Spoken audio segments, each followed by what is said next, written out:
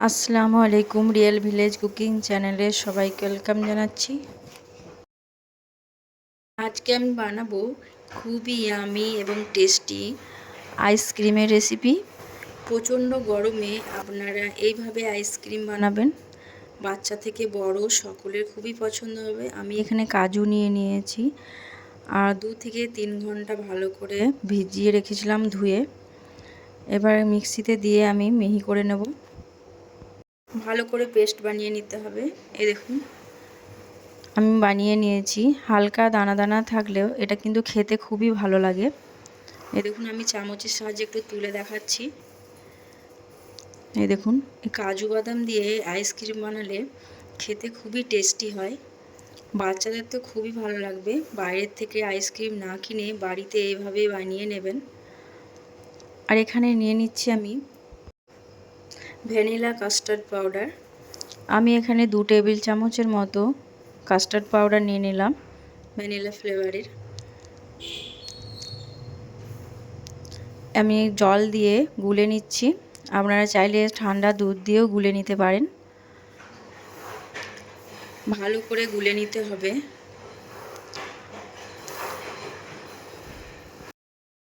এটাকে এক সাইডে রেখে দিচ্ছি।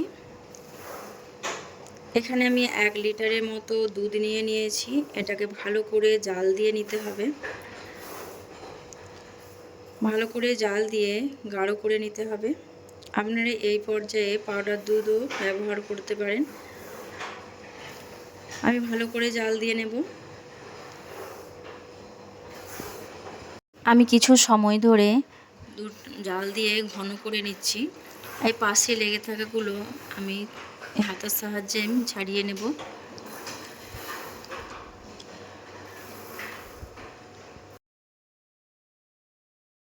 এখন তো প্রচণ্ড গরম পড়েছে, আর এর মধ্যে আপনারা বাড়িতে সহজে আইসক্রিম বানিয়ে নেবেন। দুপুরবেলায় বা প্রচণ্ড রোদের সময়ে আইসক্রিম বানিয়ে খাবেন, দেখবেন খুবই ভালো লাগবে। এবার আমি দিয়ে দিচ্ছি দুধের মধ্যে চিনি। এখানে আমি চিনি দিয়ে দিচ্ছি এই ছোট্ট পেয়ালা মাপ করে 2 পেয়ালার মতো।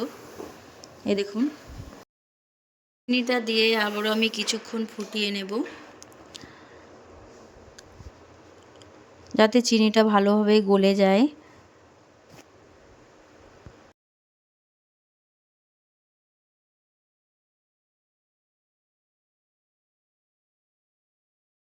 অনেকটাই গাঢ় হয়ে গেছে। এই দেখুন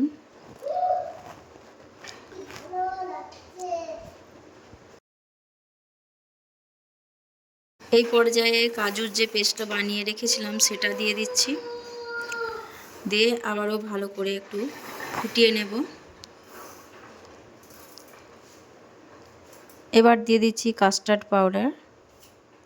কাস্টার্ড পাউডার দেওয়ার সঙ্গে সঙ্গে নাড়াচাড়া করতে হবে, নাহলে দলা বেঁধে যেতে পারে।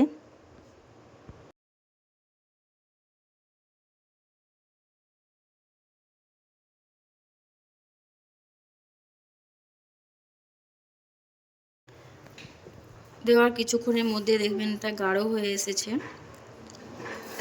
আমি কিছুক্ষণ ভালোভাবে ফুটিয়ে নিচ্ছি। অনেকটাই গাঢ় হয়ে এসেছে। এই দেখুন এবার এটা আমার রেডি হয়ে গেছে। থিকনেসটা দেখুন। আমি এটাকে নামিয়ে নেব, ঠান্ডা করে নেব।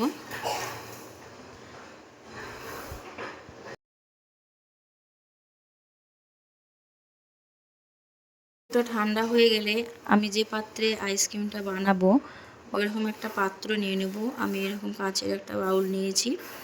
আপনারা চাইলে যে কোনো পাত্র নিতে পারেন বা এরকমও প্লাস্টিকের নিতে পারেন।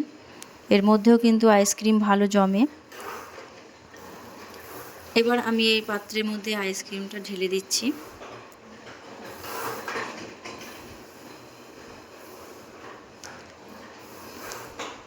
এটা আবার এঁটে দেবো ঢাকনা দিয়ে ভালোভাবে। দিয়ে 7 থেকে 8 ঘন্টার মতো আমি রেখে দেবো এটা ডিপ ফ্রিজে। 7 থেকে 8 ঘন্টা পর আমি ফিরে আসব। 7 থেকে 8 ঘন্টা পর আমি আবারও ফিরে এলাম। খুব ভালোভাবে জমে গেছে। বাচ্চারা তো এখনই খাওয়ার জন্য ছটফট করছে। খুবই লোভনীয় একটা রেসিপি, খুব ভালোভাবে জমে গেছে। আর আমি প্লেটের মধ্যে নিয়ে নিচ্ছি। এইভাবে প্লেটটা উল্টে দেব। প্রচণ্ড গরমের জন্য আইসক্রিমটা বেশিক্ষণ রাখা যাচ্ছে না, গলে যাচ্ছে। এখন প্রচণ্ড গরম,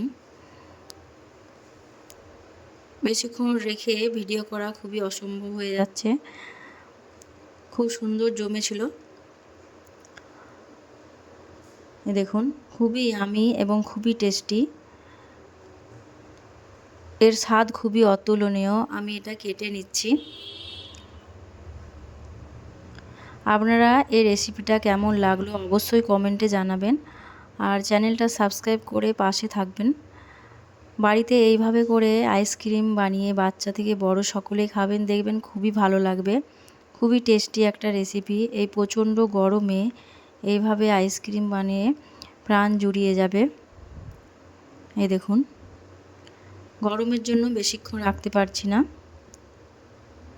আমি তো বাড়িতে প্রায়ই এইভাবে আইসক্রিম বানিয়ে থাকি, আর বাড়ির সকলে মিলে খুবই আনন্দ করে খাই। আপনারাও বাড়িতে একবার হলেও ট্রাই করে দেখবেন, খেতে খুবই ভালো লাগবে। আজকের এই রেসিপি এখানেই শেষ করছি।